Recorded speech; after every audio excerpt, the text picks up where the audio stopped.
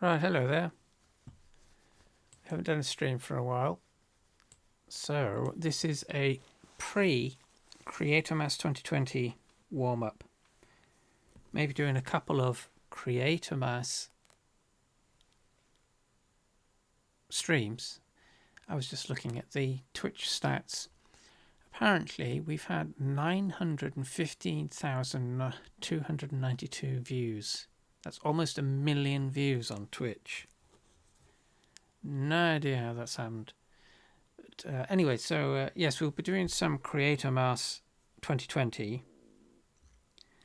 But we'll start those on Saturday, this coming Saturday, most likely, and just do a couple of days. But in the meantime, this is just a hangout, I guess. Just making a room for IMVU and just sorting out all the materials and doing the UV mapping. But if you have any questions or want to talk about something IMVU related, just drop it in one of the chats that are, so that'll be Facebook, Twitter and YouTube.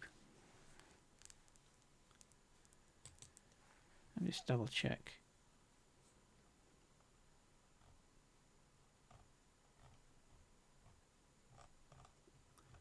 Where is that appearing?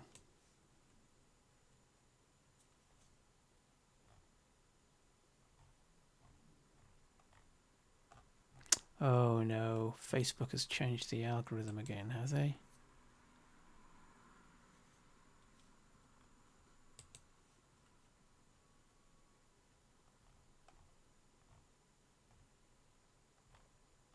Dagnabbit.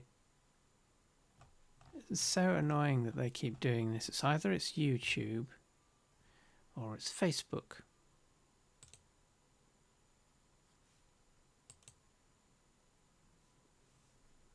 And of course, once you've started streaming, you can't change the settings.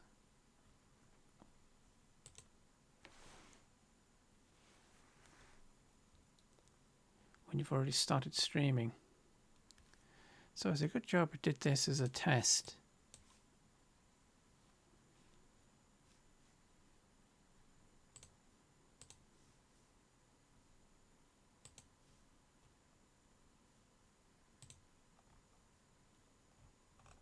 Where are the statistics?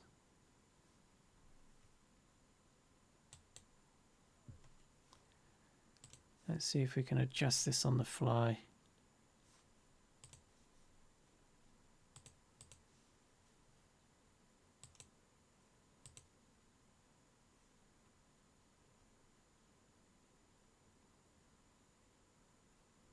Oh, yes. According to Restream, due to recent updates, the option to edit channel settings is no longer supported. Please delete your channel and re-add it to make setting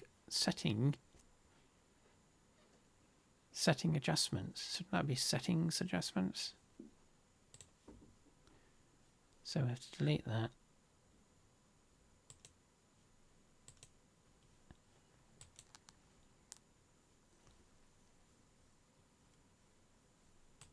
Re-add it.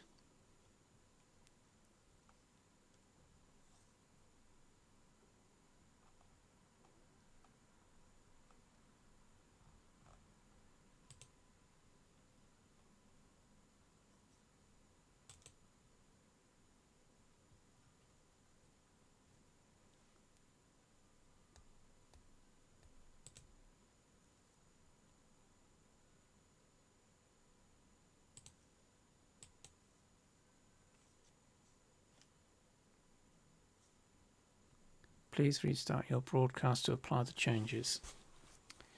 Well, we'll leave it for now.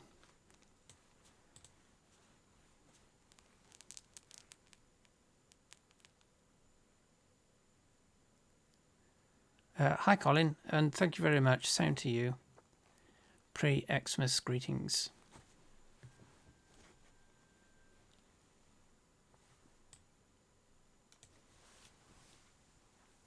So yes, before all that fiddling with settings,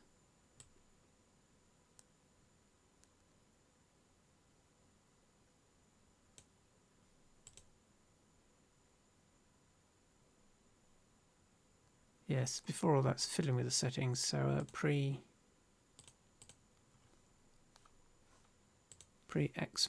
thingamajiggery.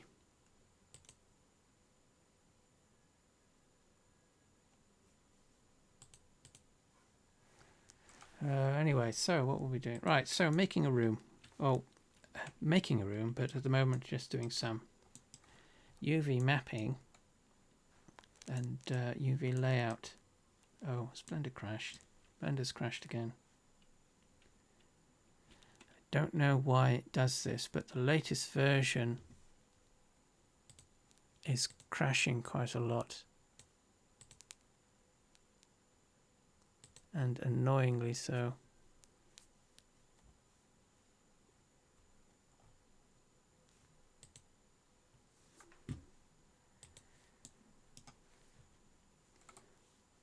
No idea why it's doing that.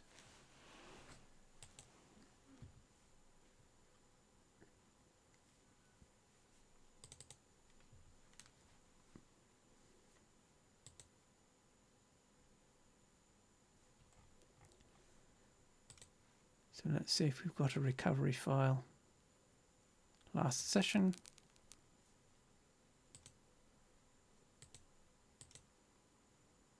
Nope, that's the one for IMVU.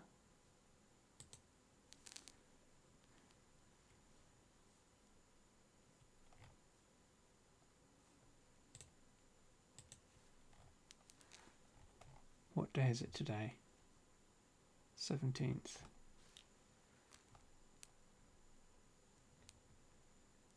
And we don't have a recovery file.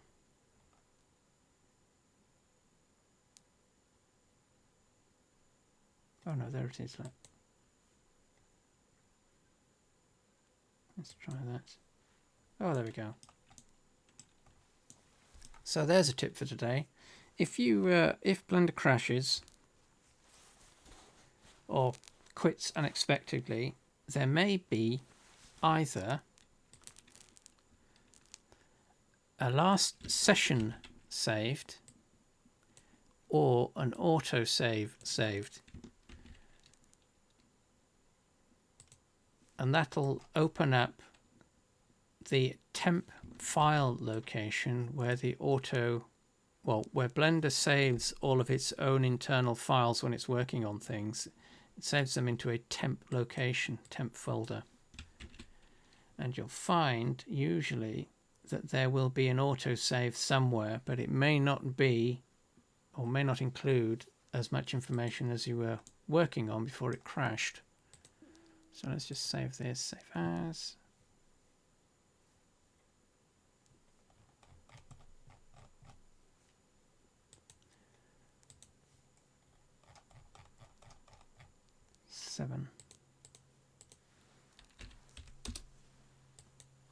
So if it does crash, restart Blender, File, Recover, and then autosave or last session.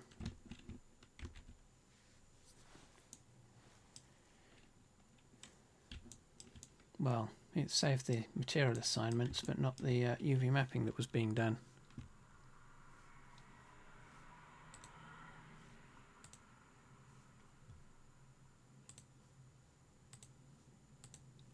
But yes, so on Twitch, the channel has apparently got nearly 1 million views. 1 million. That's a lot. Well, it is for Twitch at least, anyway. And for a tiddly little channel like Cat's Bits. Right, so UV maps. Edit mode.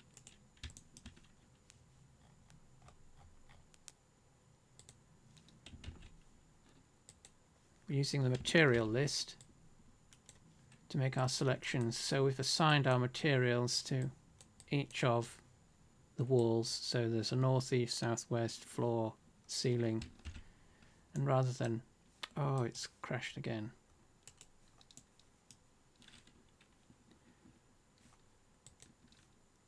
It must be something to do with the browsers.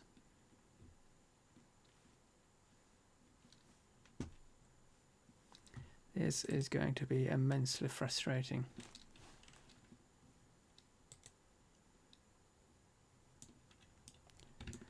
So what was I saying?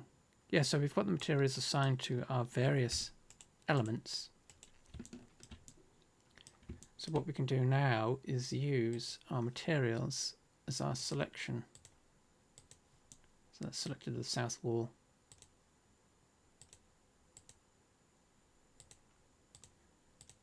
It just makes the whole process easier. So UV, unwrap. Let's pivot this around the cursor. That's at 0, 0.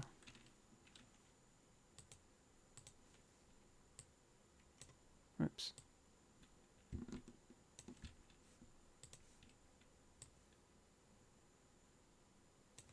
Make sure pixel snaps active.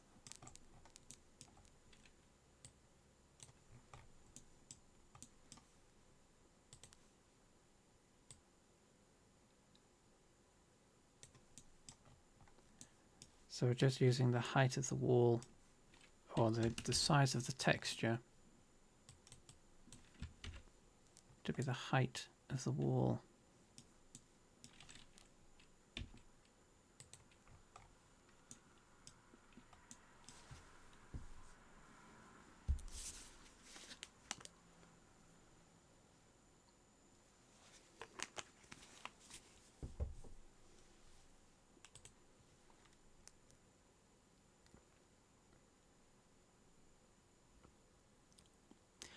Yeah,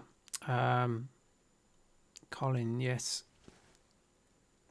The drivers that are being used on this system are actually quite old because the card that's in the box isn't a modern, well, it's not supported by the latest drivers, so we're kind of stuck with the drivers that are, I think they were 2015, I think. It's an old Radeon Pro graphics card, which they don't do anymore, and which is no longer supported by Blender anyway, so... Oh, it's done it again. So there's a replacement coming soon. Should be, it's in the post, which is more up to date and should, in theory, use the more up to date drivers. But it's not a driver issue. This is just something that started happening recently. It was perfectly fine. I mean, this is Blender 2.8.83 LTS. Use the LTS for IMVU content because it's supposed to be more stable, but irony of ironies.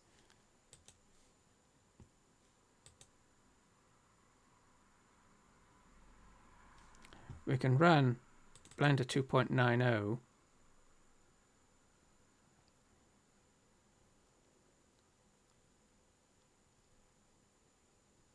Actually, let's try using that. Stick with LTS because that's the long-term support version, which means it's basically feature locked. So it's not going to be, problems aren't going to be caused by feature updates or things breaking because of feature updates. So let's try this to see if it crashes.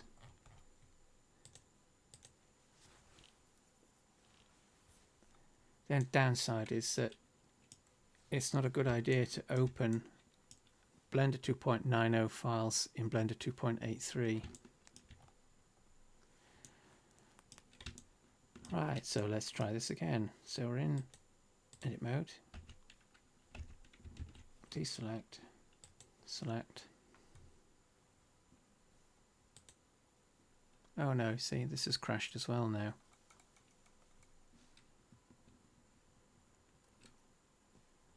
This is bonkers.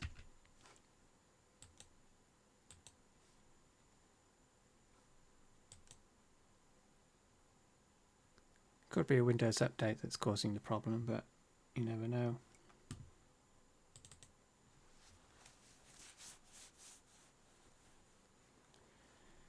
So let's try this one more time. If this doesn't work, then we'll just switch over to mucking about in IMVU. Because, actually, let's just switch to IMVU. Because Creatormas for this year, what we're going to do is, because IMVU Studio is now out, it now means we can muck around with normal maps. So for Creatormas this year, for 2020, what I was thinking of doing was creating some Christmas themed products that make use of normal maps. So where's the there it is, normal map test. So we might as well go over this in this stream. So if you don't know what normal maps are, they're basically textures that add the illusion, if you like, for want of a better word, the illusion of there being structure within a textured surface. So at the moment, these planes, they're flat planes, no modelling has been done to them, so they are completely flat. These look like they have some structures in them. Those are being generated by normal maps. Let's switch to furniture. And this is a interesting feature of Studio, is that depending on what category of product you have open. So when we switch to furniture, it switches automatically to decoration mode. It's not quite as what's the word? User friendly as classic, but there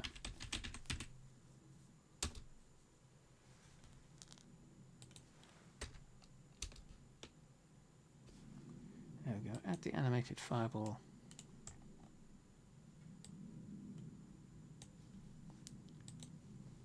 So we have all our tools.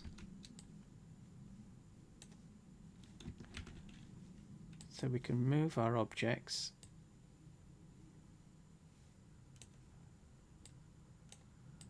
I'm not quite sure what this is, other than possibly being the center of the scene. So that's our fireball furniture item. So normal maps, so if this is a fireball effect, so it's going to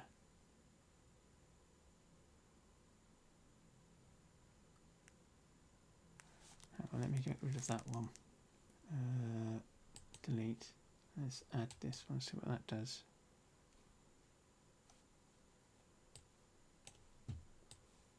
Doing anything? Oh, they're floor sparklies.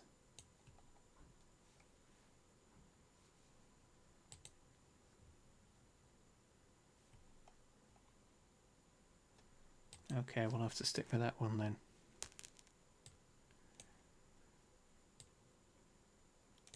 So, I don't know how clear this is.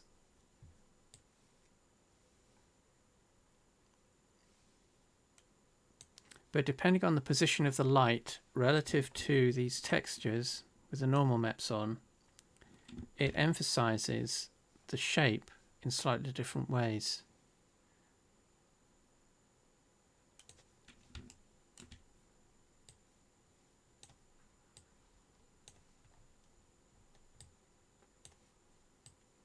Whoops.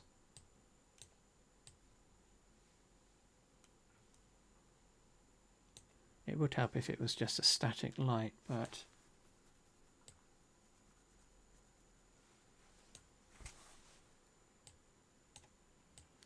the normal map is creating the shape or the impression of the shape relative to the light source.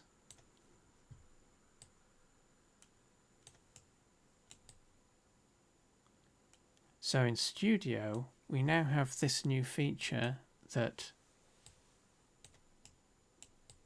we can add or give the impression of adding detail to our surfaces. So if I just unassign that, we'll see what happens. Oh, it reset the view. Oh, now what's it doing? Whoops. Not quite sure what that one's doing in the background there, but we can see that our object or our surface has lost its... Oh, and the lamp's gone. Where's the lamp gone? So as you can see, it's still in development, still a little buggy. So we've lost the shape that was in there, that was only being provided by the normal map. Unassign.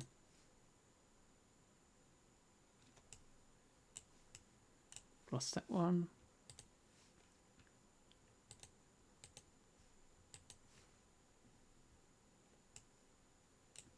So they're now all just flat planes. Whereas, although this is a bug and this shouldn't be here, we can still see the original in the background with the shapes. So Pre-Creatormas for this year was going to be, or is going to be, just creating some projects, some small projects where we make use of normal maps. Let's put that back. But when you are working with normal maps, there are a couple of ways that you should use them. Whoops. You should use them to make sure that they work properly. What you don't want to do is just shove a photograph through one of the normal map filters.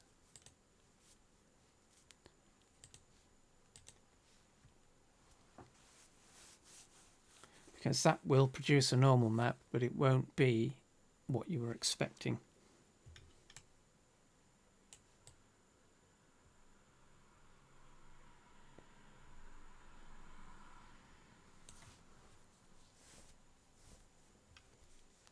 But it does mean, let's close that, don't save.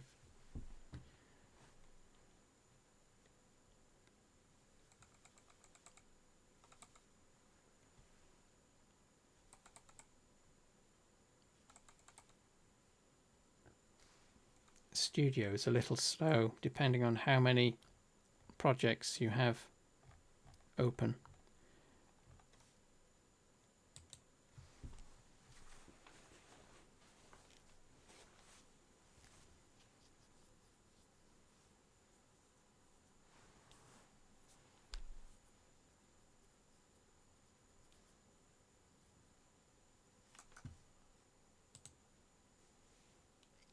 Hey Gaff, how are you?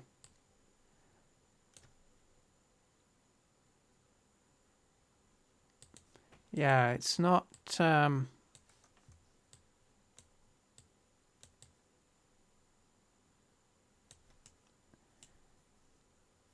it's still a little tricky to get to grips with, is Studio, but yes, exactly.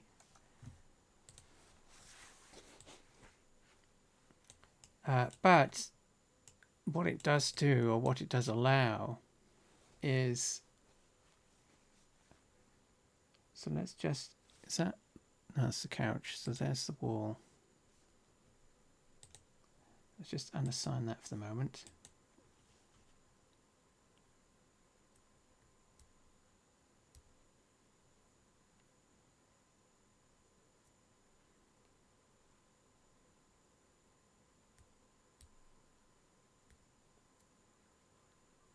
Previewing may take its time depending on how big your project is.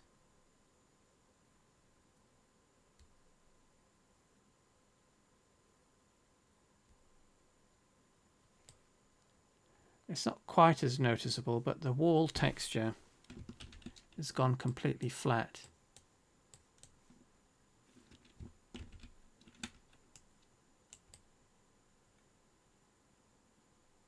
So if we put that back,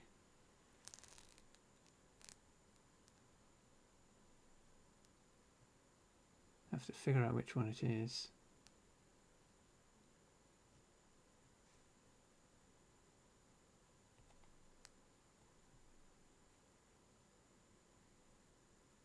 Of course, it's the last one you look at. Preview.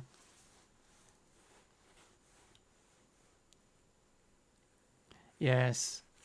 Well, it's a question of, you know, do we do the streams early in the day when there's more time available, but it basically means there are no one's awake elsewhere in the world yet? Or do you do them in the afternoon or evening when more people are going to be awake, but you may not have as much time available to do the streams? So the detail is back better. So let's see if we can add that light.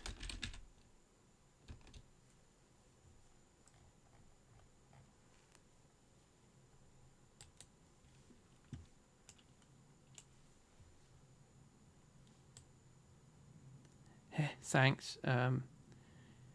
It's going to be a backdrop.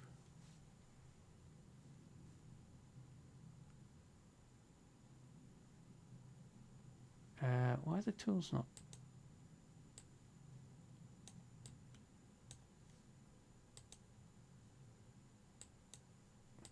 Oh, so those must be. Oh, well, those are furniture markers, furniture spot markers. So is that where the item is?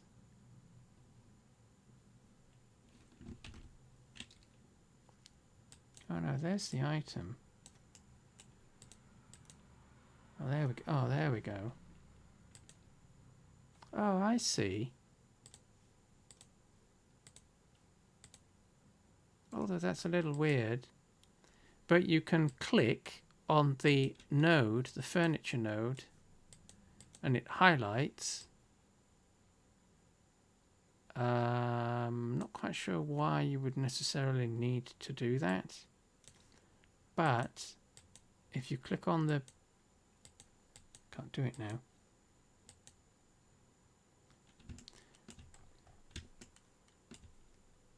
So this is interesting.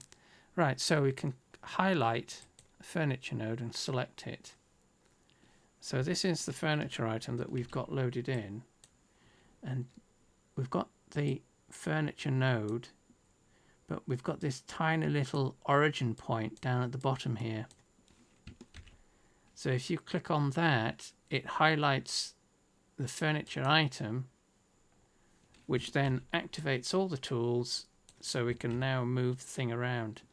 So that might seem a little confusing or annoying, but it basically means that you could, because of the problem with Classic, oh, I don't know V coins. I'm still on the fence with those. I'm not quite sure, but that basically means that you won't be able to move the furniture item and the tools won't be active unless the furniture product itself is selected. So you won't be accidentally moving the thing as you move around the scene, as is the problem with Classic, because you can sometimes select the furniture item and move it without intending to.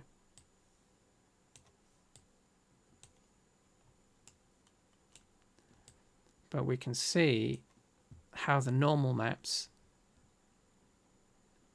hang on, let me try that. Shift.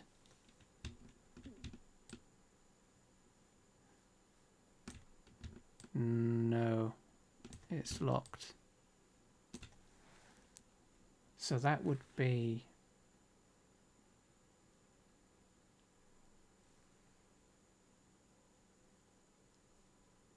I'm not quite sure what these things... We could do with some tool tips to see what these are. That's obviously rotate. That's move. That's rotate in 3D, so we're moving multiple axes. That's copy. That must be paste. Don't know what that is. I don't know what that is. That's possibly play animation, and obviously that's delete. But I don't know what that will do.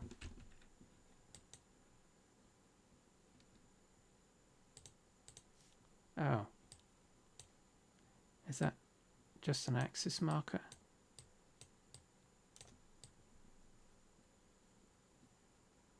Oh, it's scale. Okay.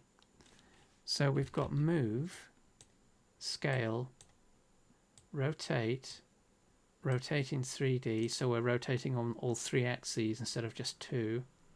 That's copy. That's paste.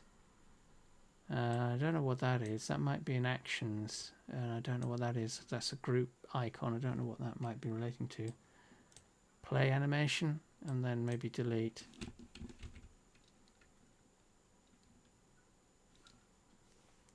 Well, yeah, yes. Yes, for the precision. But that's just in Studio, mind you. Not in... Well, I would hope it's not in... what's the desktop? The new desktop version. I would hope those tools are available to desktop. So, I don't know.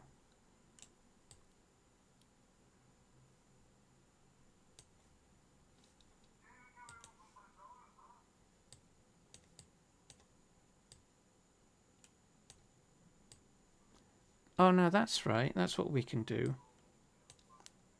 Okay, so we don't have shift. We don't need shift.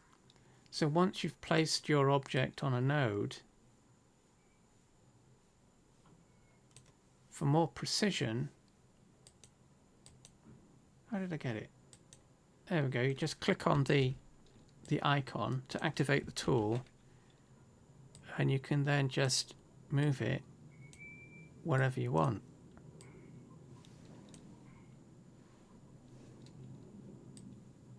So this is much better. I know, ooh. Yeah, definitely ooh.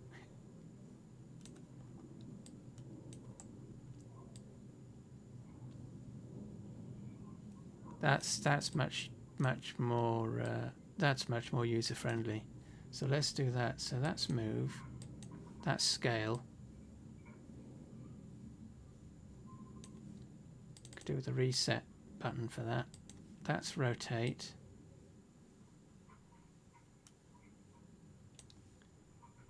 That's rotating 3D.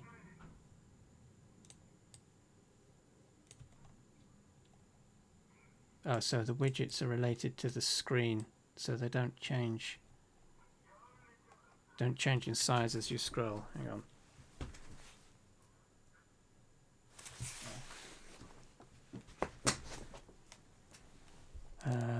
So that's copy. Yeah. Let's just move that to the other side of the room.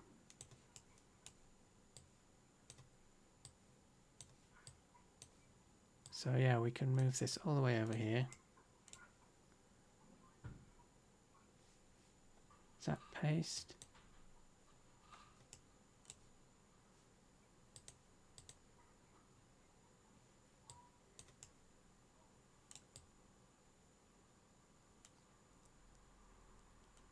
Not quite sure what that one does.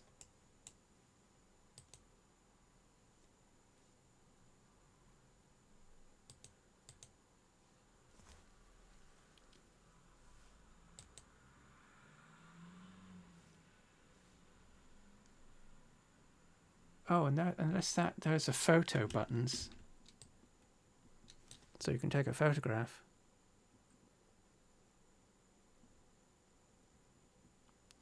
Yeah, the I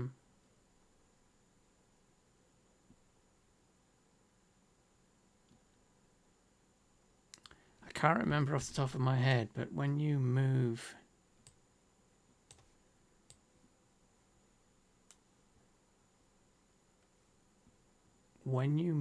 a furniture item after you've done the shift, repositioning it with shift, it resets the furniture item, doesn't it?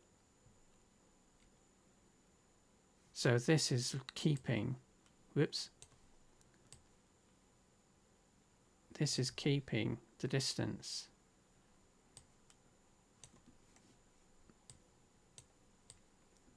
So is there a reset button?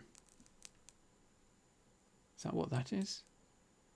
Oh no, playback speed. Oh, okay, so we've got some animation options.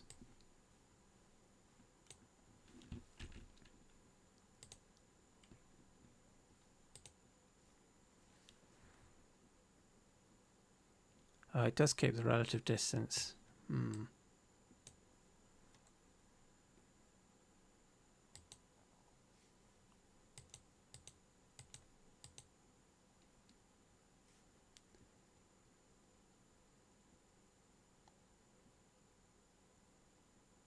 Yeah, we could definitely deal with the reset button, but that widget is going to be much easier to use. So let's get rid of this one. Where's the delete?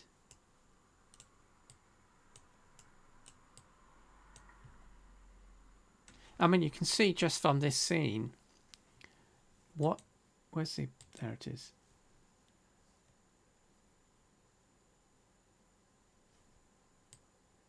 When used correctly to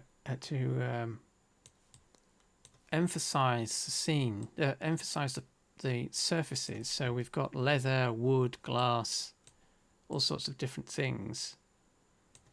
That it makes the scenes, or makes the projects and the products look much more interesting and much more, what's the word?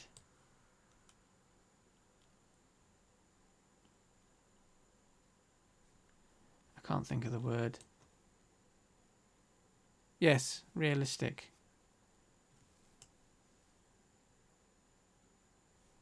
But obviously it does mean that from a creating point of view, you're going to have to do quite a bit of give a lot of forethought to the projects before you start making them. Yes, the lighting. Apparently, I think they mentioned this in one of their live streams. They are going to allow us to do this. So although this is actually a furniture item, it's, you know, it behaves as a furniture item because it obviously is a furniture item.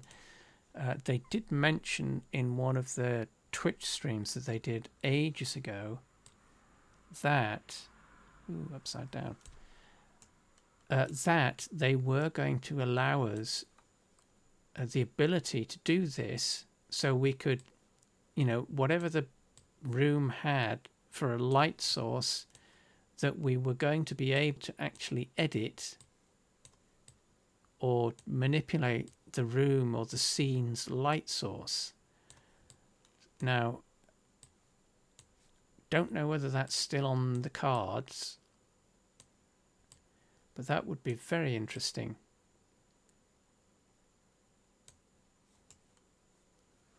So let's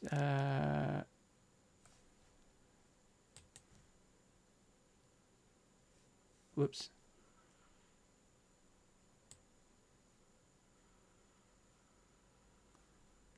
That hasn't got a light. So if we wanted this over here,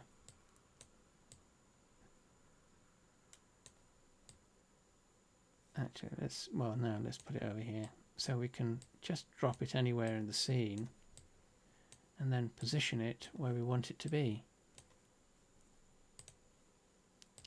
And there is our lamp.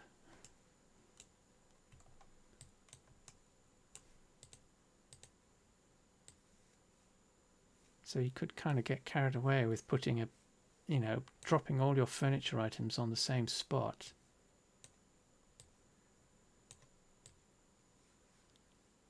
Instead of moving them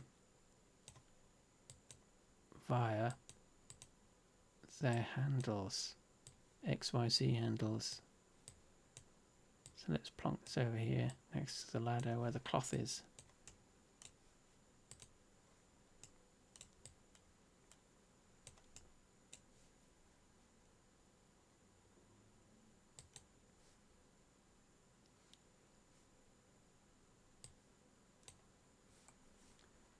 Rotate.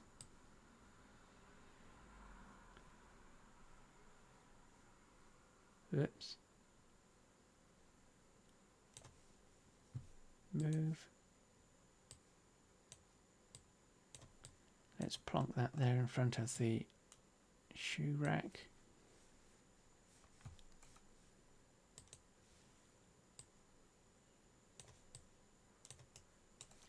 Keep wanting to go up to the top right corner here, because that's where all the tools usually are for moving furniture.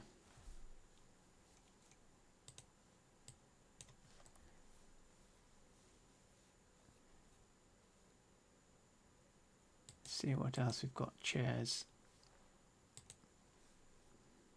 furniture. Got more furniture than that.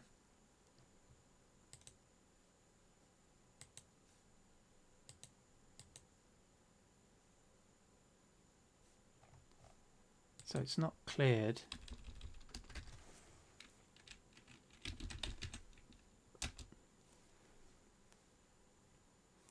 It's not properly clearing the search term.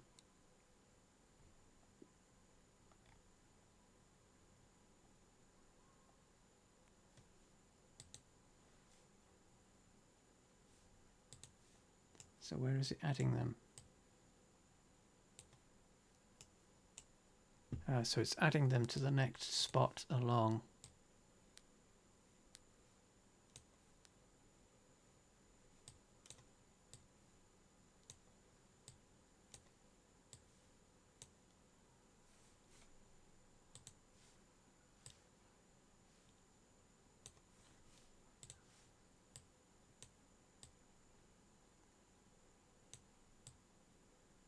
And it looks like the manipulation widget is relative to the object's orientation. So it'll be using the XYZ axes, or XYZ axes of the item, the root node.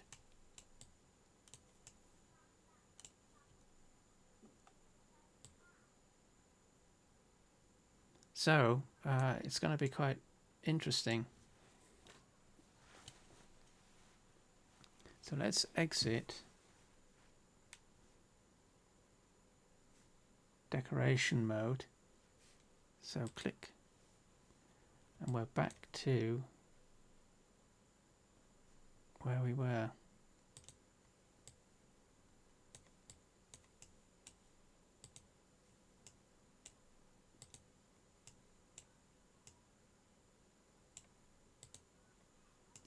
And obviously the one thing that we don't have is shadows yet. So you can enable those per your materials. So cast and receive shadows.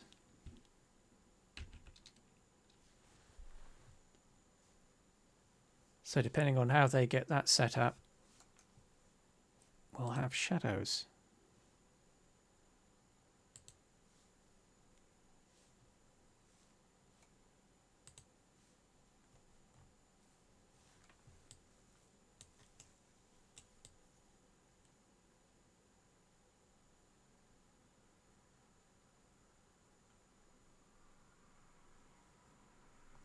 But they do make a difference though. It's so, let me just unassign these.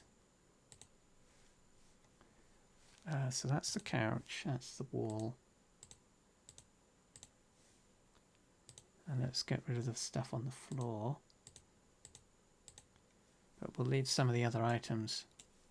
So preview.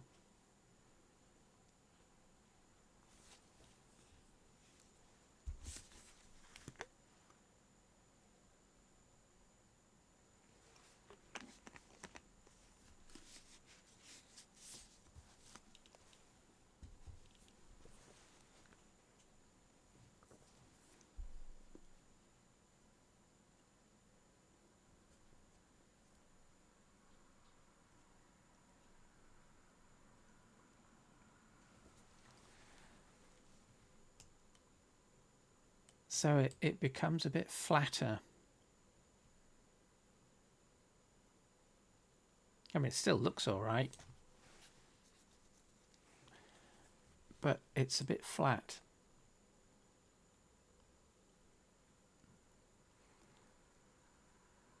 So we've lost all the floorboard indentations, we've lost the detail on the walls, and the seat has lost its leathery look.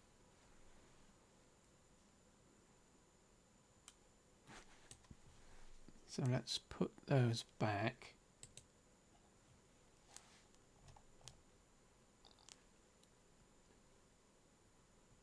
I have to find them now. So that's the floor.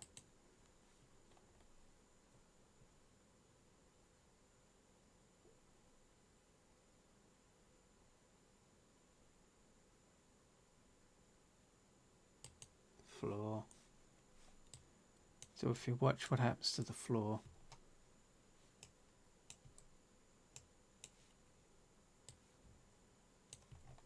So that's our diffuse, not diffuse, that's our shininess or specular, and that's our normal map. Preview.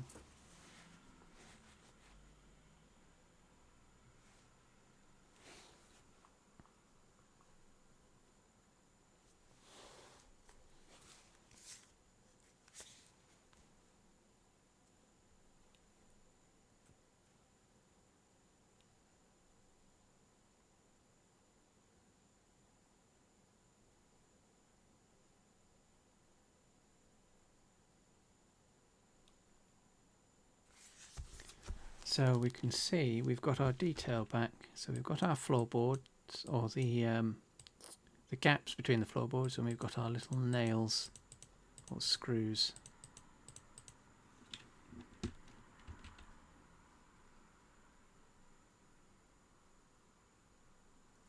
So let's do the same with the walls. So that was at the bottom.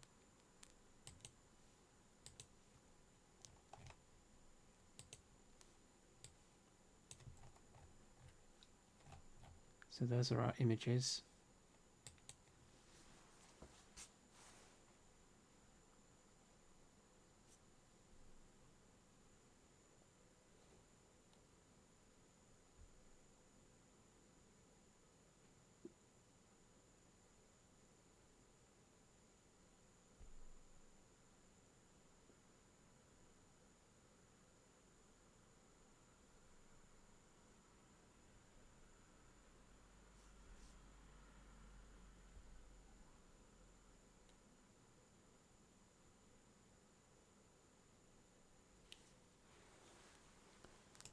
So our walls are back. And the couch or settees, seats.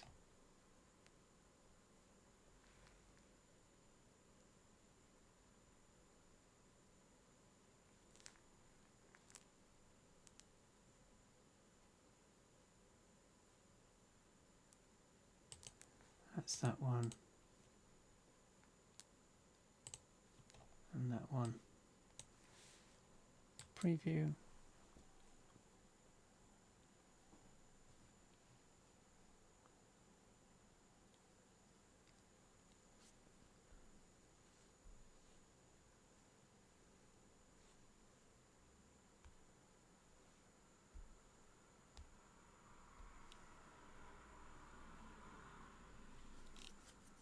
Still thinking about it.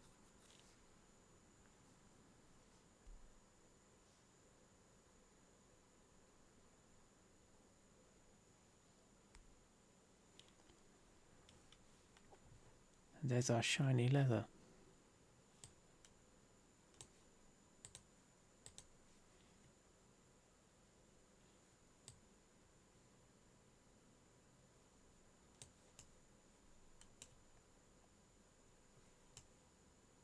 So yes, it's going to be interesting.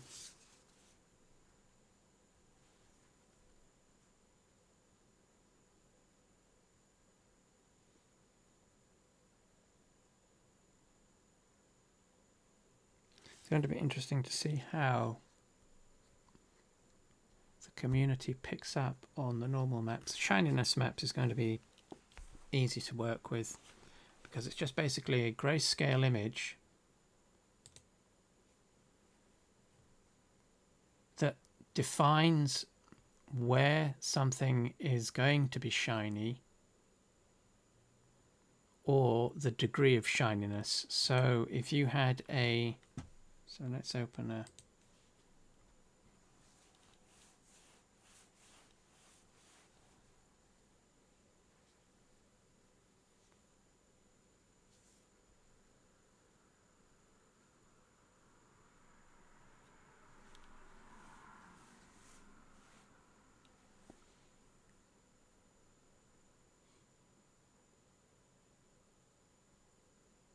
it does look good. You obviously have to be, so let's just do new. 512, whoops, that's 256 by 256.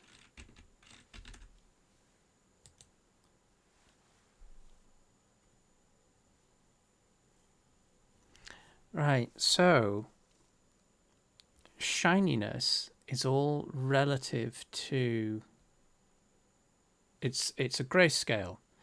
So you're using black to mean no shininess and white to mean ultimate shininess. So it's super duper shiny. So if you did something like, where are my squares? Oh, there they are. Oh, there's Heart Tool. Let's do that. So let's do this. So if you did your heart as black and left the background white, the background would be super shiny. So let's save as.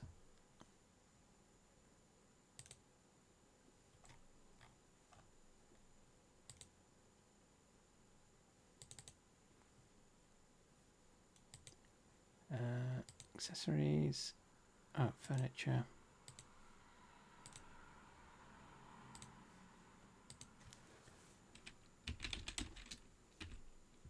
Is it EY or just Y? I can never remember. Shiny test. Heart.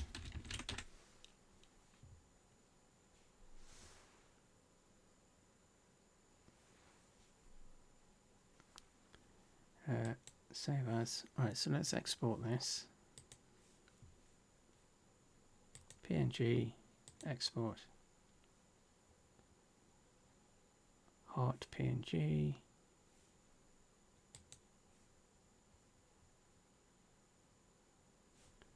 So that's exported. Let's make this a little easier to see. We'll just load up the normal map test that we were using earlier.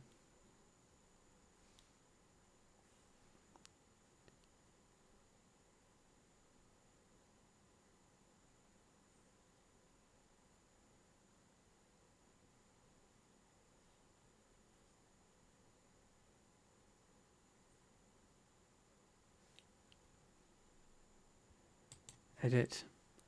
Oh, hello. Is that Tochi? Tochi. Edit only. Right, so that's our... I'm going to just use this basic shape. So if we just get rid of the normal map, let's add the shininess map. Add shiny.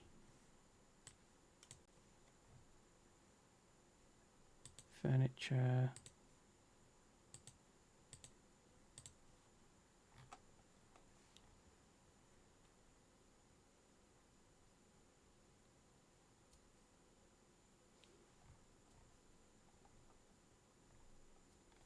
But it makes me think of Stanley Tucci, the actor. Right, so that's going to be our shininess map. So we'll drop that in. We've removed the normal map, so let's just preview that. Oops, let's reset this view. So you can probably see the shininess effect, but it's doing... Oh.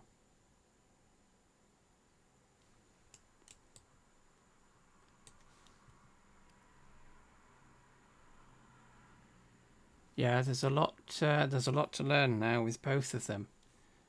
Right, so we've got our shininess map. That determines where the texture is going to be, or the material, it's going to be shiny or not shiny. But we can also turn up the reflectivity. I know, that's what I was just thinking. The black part is shining. Yeah, it shouldn't be.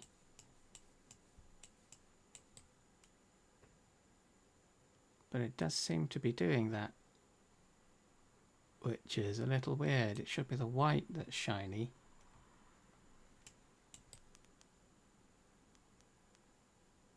Oh no, it isn't. There we go. It just looked like it because of... That's right. Because of the angle of the light, which is somewhere up here, so it's quite oblique relative to the products that are in the scene. So it might look like that's shiny, but it's not, because you have to rotate quite obliquely to get the shininess effect. Yeah, it's but you can see there that so the way this works, as we were just saying, so black is no shine whatsoever, so this is not shiny at all. White is shiny, but we've also got reflectivity. So if you think of reflectivity, let's turn this down to really low.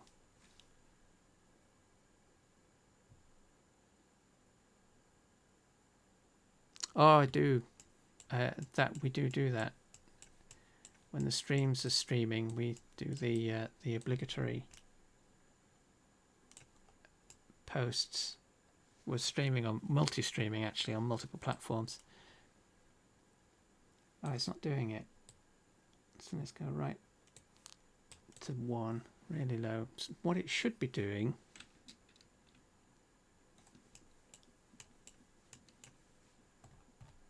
scroll out. What it should be doing is softening the highlight. Can't really tell from that. So if you think of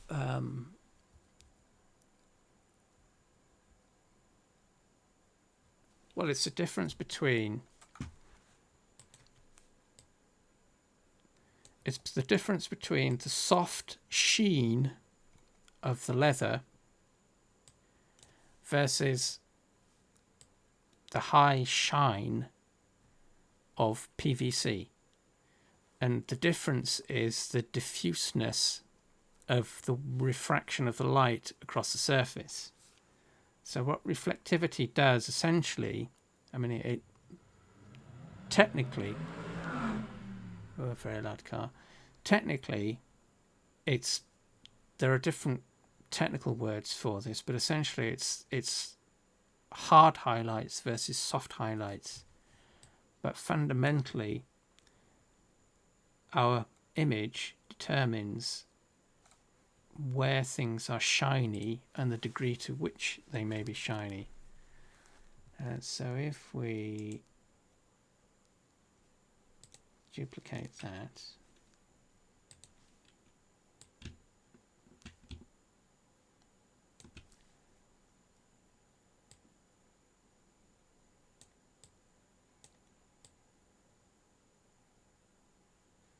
make that grey, save that, save, export.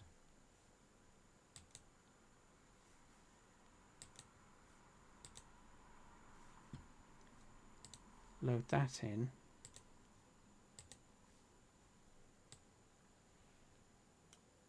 What we should see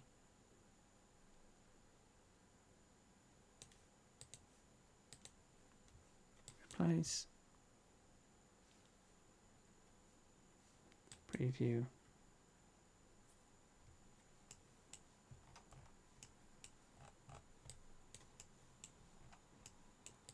There's different degrees of shininess.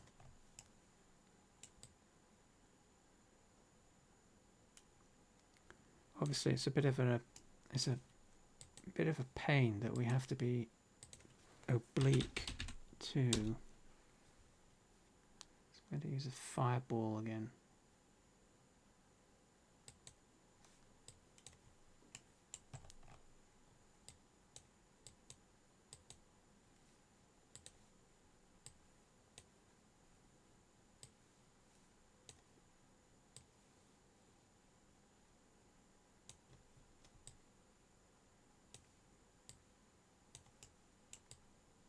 So I don't know how clear that's.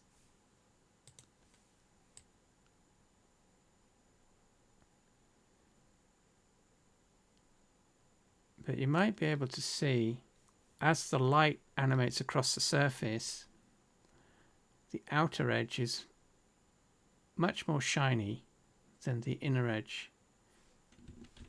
So we've got these profiles, so no no shininess, a little bit of shininess, and full shininess.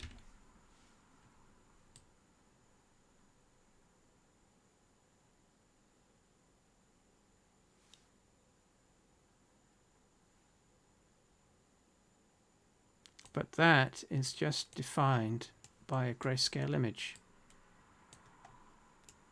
We could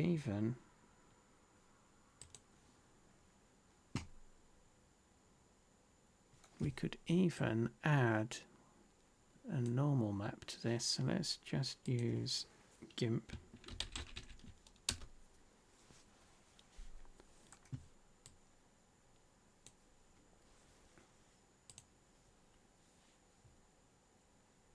Yeah, so if we consider 0, 0, 0 as no shiny and 1, 1, 1 as full shiny, 0.5, 0.5, 0.5 would be half as shiny.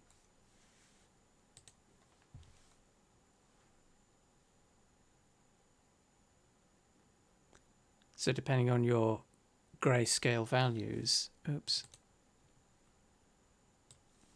depending on your grayscale values, you'll get different degrees of shininess. But also,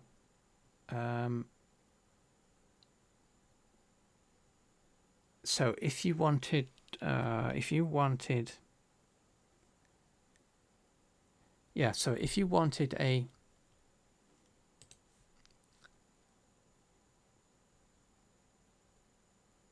well-used pair of leather pants what you would do is make your image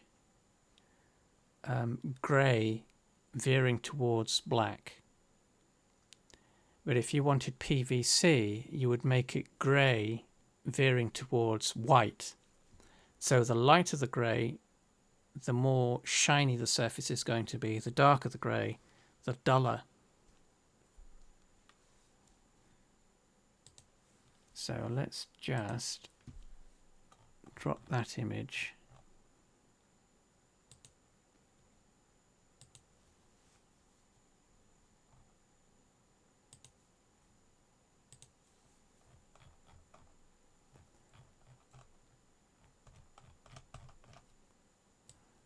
Lots of assets. So there we go, there's the PNG. Okay, convert. So that's our PNG. What we can do with this is filters, generic, normal map. I'm going to create a normal map. So what this will actually do is it'll invert. For a normal map, black equals depth, white equals height. So if we convert this to a normal map, what we'll end up with is that. So let's save that, export.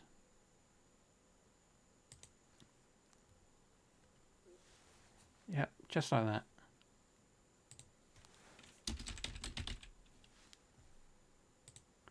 But with your normal maps, if you're going to convert artwork, you do want to do a little bit of playing around with it, because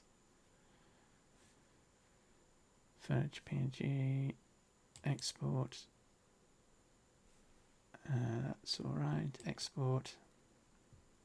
So still the same thing.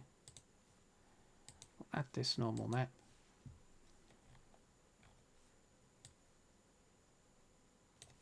So there it is. Preview.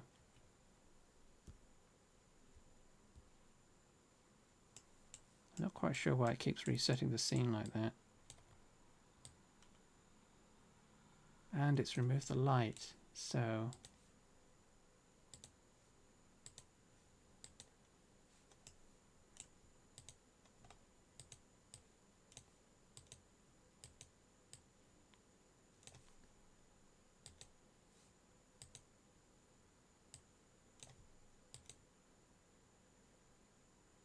oh, it looks like it's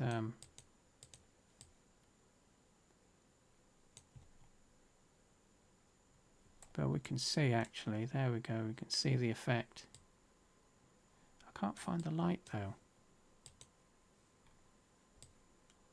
Is that it?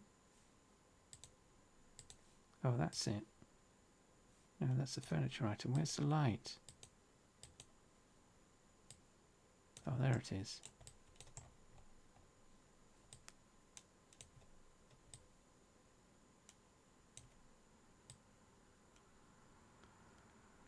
So this is a little tricky to see, because you have to be quite, for the shininess at least, you have to be quite oblique to the surface. But we can see how that's shiny around the edge. Ooh, convenient. Less shiny there and no shiny there, but we've also got the structure as the 3D that's provided by the normal map.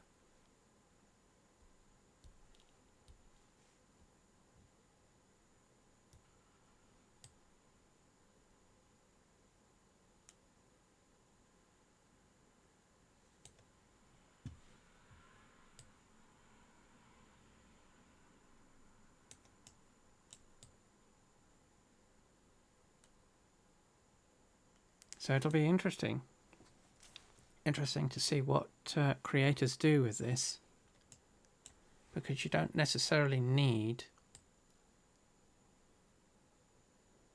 3D skills. You don't need to be you don't need access to Blender or 3D Studio Max or anything like that to create high resolution meshes, although that's the best way to do it.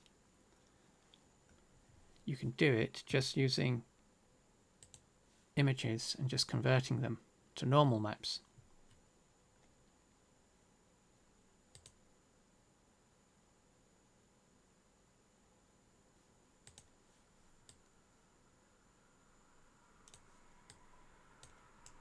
So for things like the paneling on this back wall, that was basically done the same way. So all the ribs, these are all just grayscale lines on a 512 by 512. So let's say that's our image. We've just got a series of grayscale lines that are converted to a normal map, which produces our normal map, and then we create a shininess based on how shiny or muted we want the wood texture. So the mesh is obviously made in Blender 3D, but the actual wall texture itself isn't. It's just an image that's converted to a normal map. But the end result is quite effective.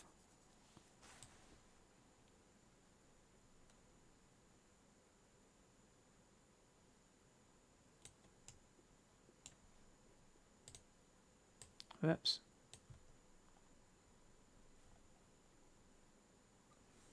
So yeah, that's a deeper dive into IMVU Studio and looking at how normal maps and shininess maps can be used even on simple things like this.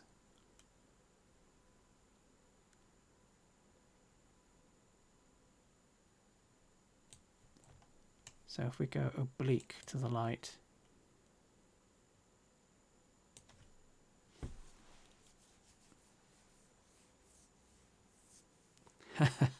yes, well, yes, I've got there is a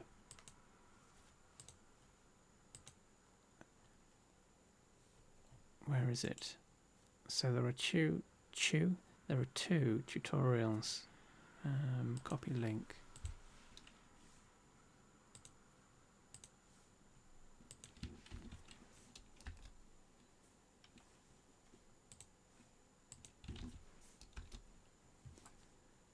That's one. That's the other.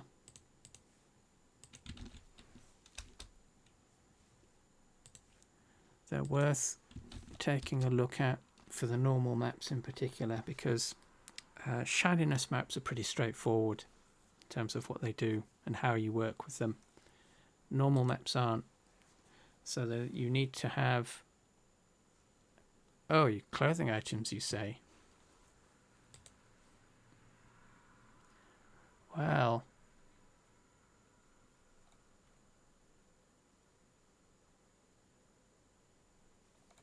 Carbon Studio.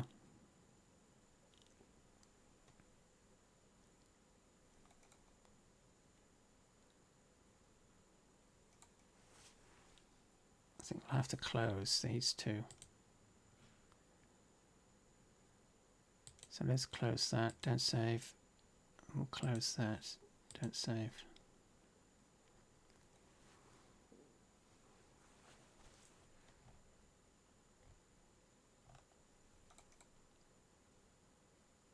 Apparently, it's slow based on the number of items that you have saved locally.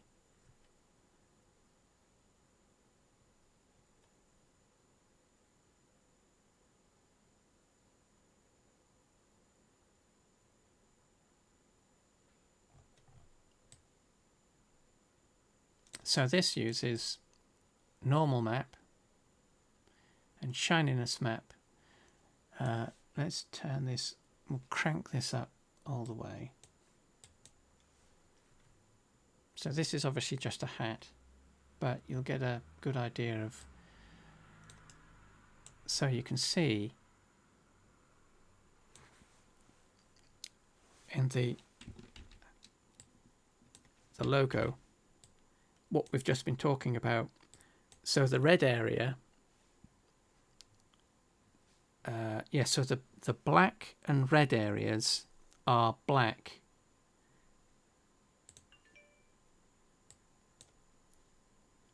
And then the bits that are supposed to be really shiny are white. So you can imagine those as being, silk thread or nylon thread. But you can see how shiny that is relative to the light source when we have reflectivity cranked all the way up. But you can also see the way that the normal map adds texture to the hat itself.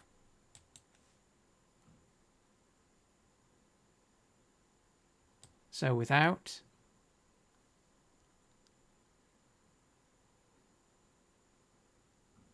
so that's it without, and let's just add it back in.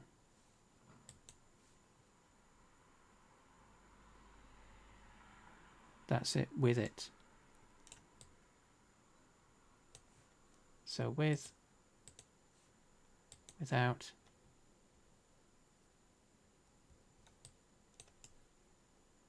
same with the shininess map. So if we unassign that,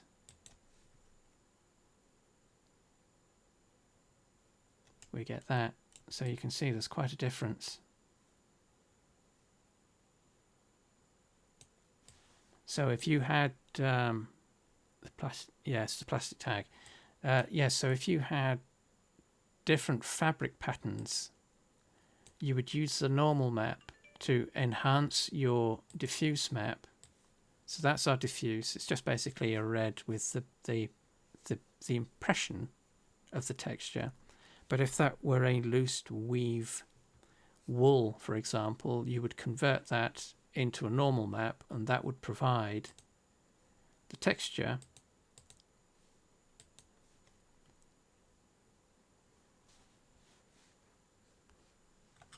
like so.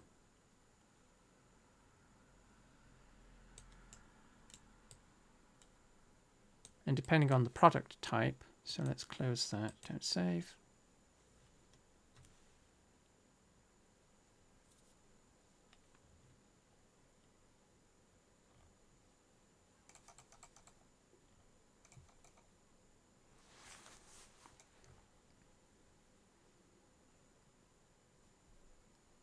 Yeah, super duper slow.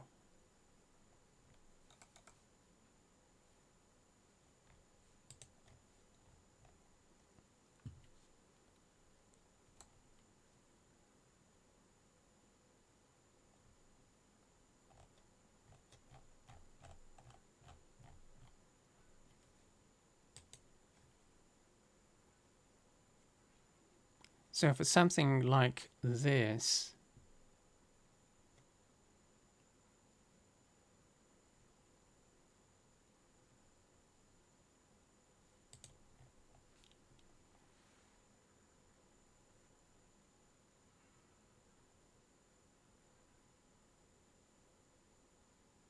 oh no, absolutely, link away. So I don't know how. So this is where it gets a little tricky. Oh, there you go. You can see the shininess there. So let's just remove the normal maps and the shininess map so we get back to the base product.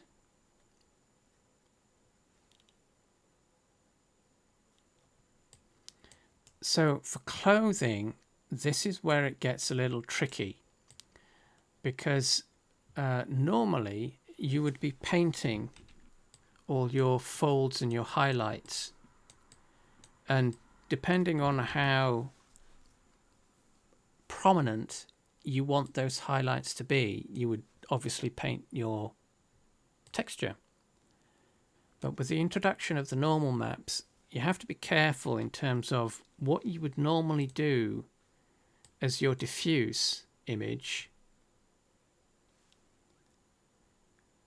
may not be as effective if it has a lot of detail versus less detail. So if all these these strong highlights and shading, if those were toned down a little bit, it may help the normal map more by having less detail in the diffuse. Because what can happen is that the amount of detail that you include in the diffuse can kind of blow out the impression that the normal map is creating, just, you know, by the fact of what the normal map is supposed to be doing.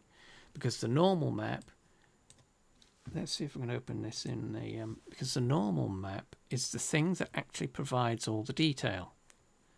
So this is clothing, avatar, clothing, scrolly. Oh, and also, and this one's kind of critical, if you're working with normal maps, you want to be saving them as PNG, not JPEGs. Where is it?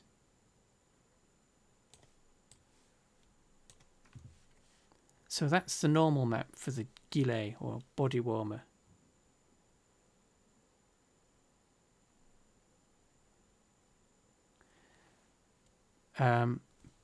But if you go over the top with your shading, it can have the effect of over-egging the pudding, basically. And what you want really is for the normal map to be providing all of your folds and cloth-like elements of your clothing. So it's worth toning some of this down a little bit. So the highlights and the shading, it's worth toning those down so it gives room for the normal map to do what it's supposed to be doing, which is actually providing that information. So the normal map, not the normal maps, the folds in the cloth.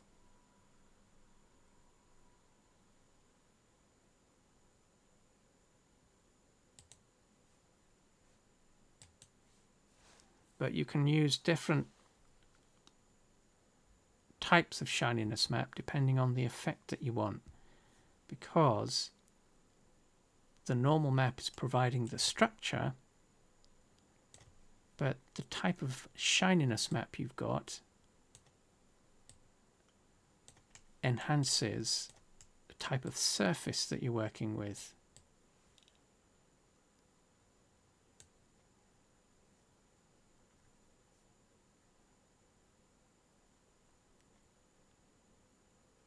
Yes, Tochi, the studio is a little slow sometimes, and it depends on a few things, but when you are opening it for the first time it should be quite quick, but as you get more and more projects loaded up or saved, it'll start to slow down because it's listing all your local projects instead of doing what Classic does, where it's listing only a handful of them at a time. At the moment, they haven't sorted out the sorting of how this information appears. So in Classic, you might just get this first set. But right now, Studio is listing everything.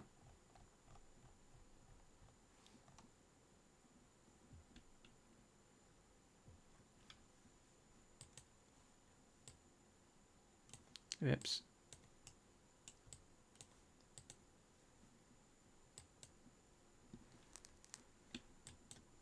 So we can use different shininess maps to change the textural appearance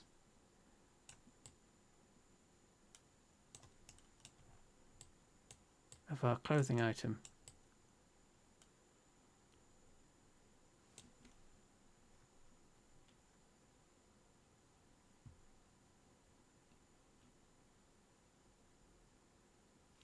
IMVU Studio or IMVU Classic, Tochi? Which one's slow?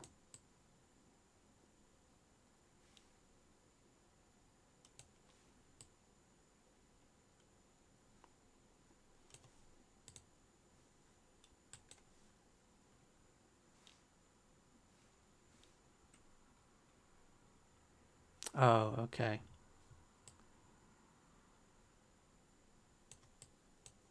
So let's crank this up.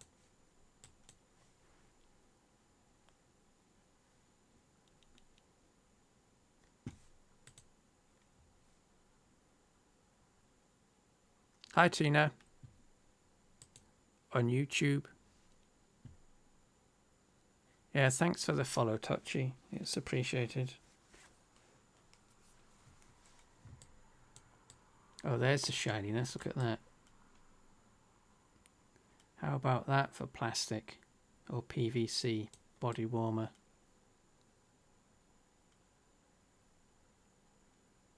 So what you want to avoid doing, what you definitely want to avoid doing,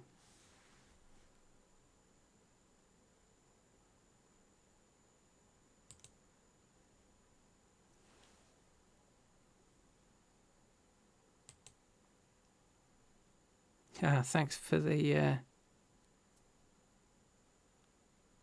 emote 2020 takeout.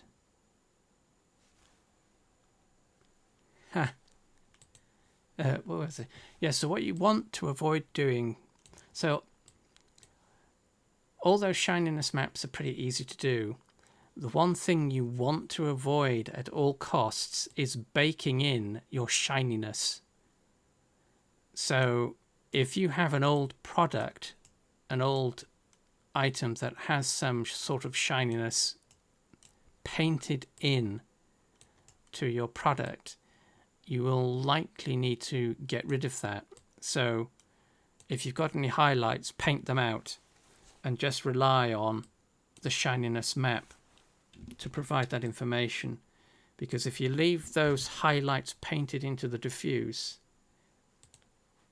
it breaks the illusion of what the shininess does. Because obviously what you end up with is a shiny highlight fixed in various positions, and obviously as you move around the scene, and the shininess actually adjusts depending on your position relative to the scene lighting, you'll still have those painted in highlights in place, and it'll just break the illusion. So when you're working with your shininess maps, keep that in mind. So we've got black, no shiny, white, full shiny, and tones of grey in between being various degrees of shininess. And if you're working with old products and modifying those, make sure to paint out any artificial highlights that you may have in your product and just rely on the grayscale of your image.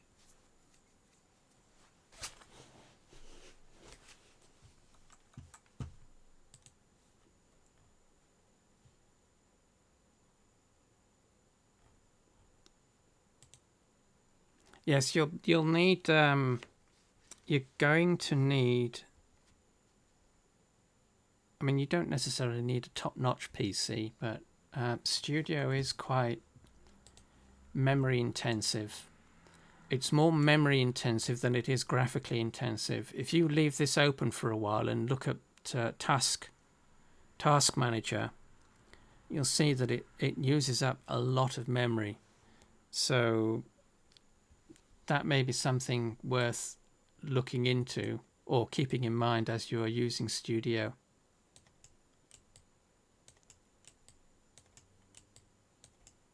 Let's drop the light in. Whoops.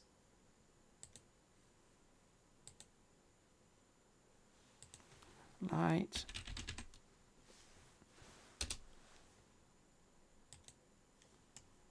So where's our avatar gone?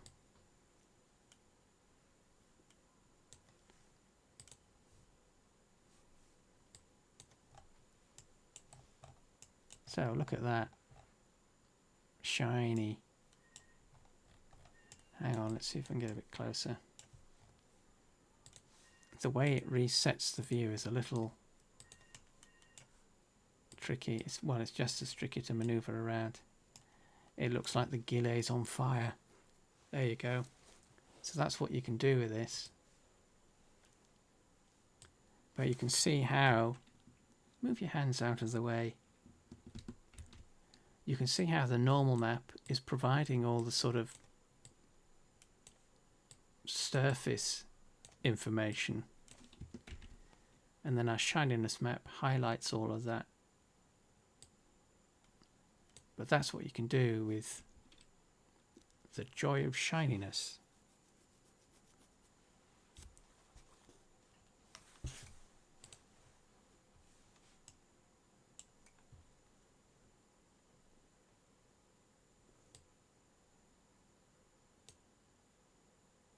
So I can see quite a lot of people are going to go absolutely bonkers with shininess maps.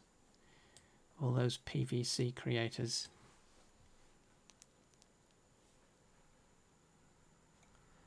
What else have we got? What you can also do is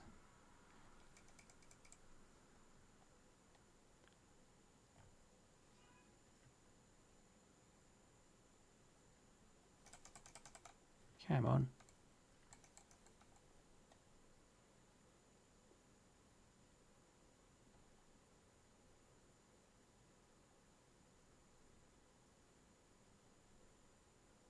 Meshes are going to have an easier, relatively speaking, easier time of it because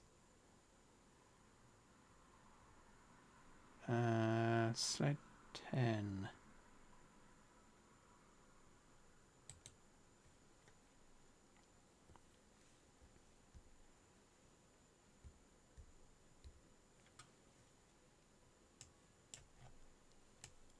Oh, it's missing the normal maps.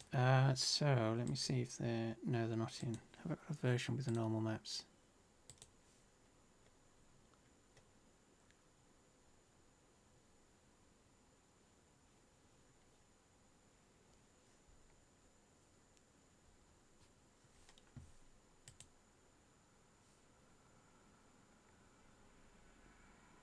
Oh, yeah. You know, I mean, shiny will probably be a new clothing category in the catalogue. You know, everybody keyword stuffing shiny as their product description.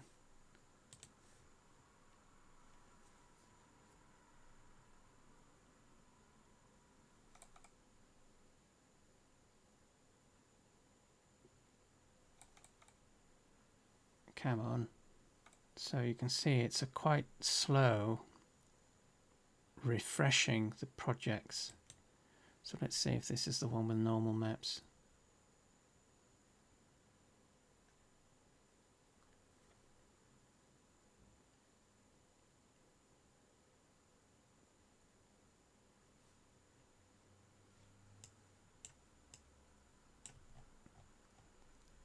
Yes, it is. So meshes, you can actually see it on the lamp more than anything.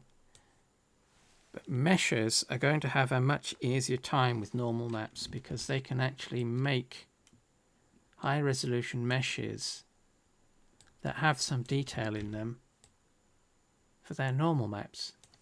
So that's lantern.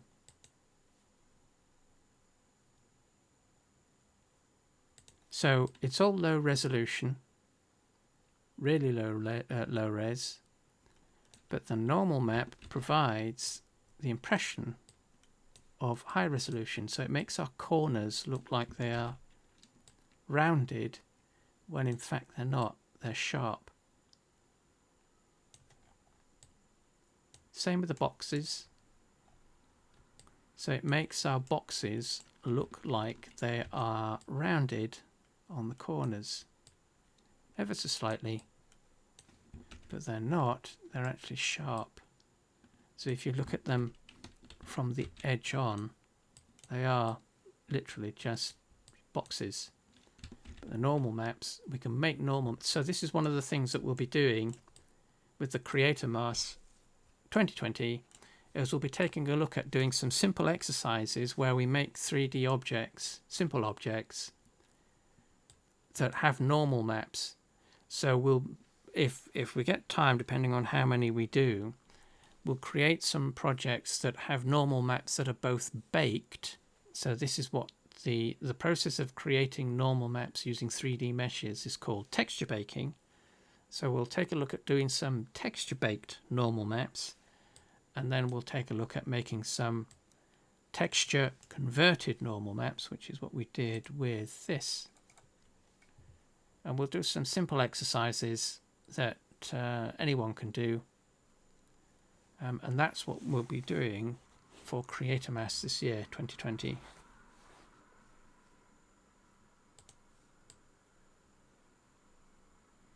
So you can do a lot with them. It just requires a bit of forethought and planning out the projects to get the best from the normal maps.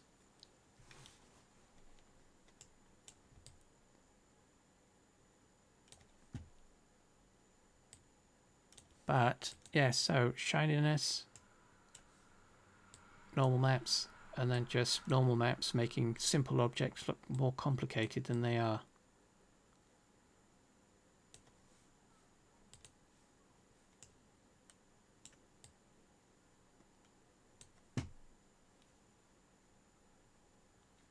Right, well, I guess we could call it quits there because we've been going for an hour and a half or so.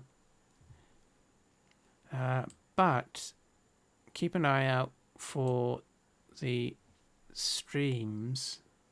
Hopefully they'll start on Saturday. We'll do a couple of them. And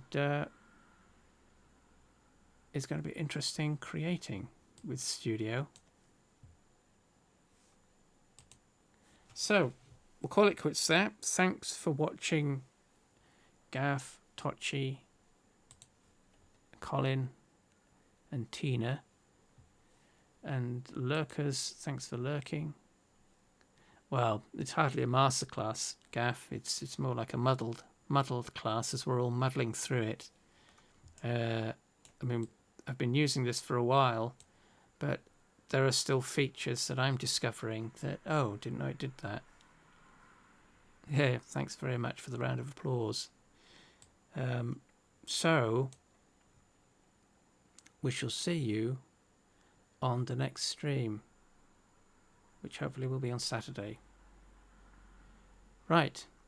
Bye for now, everyone.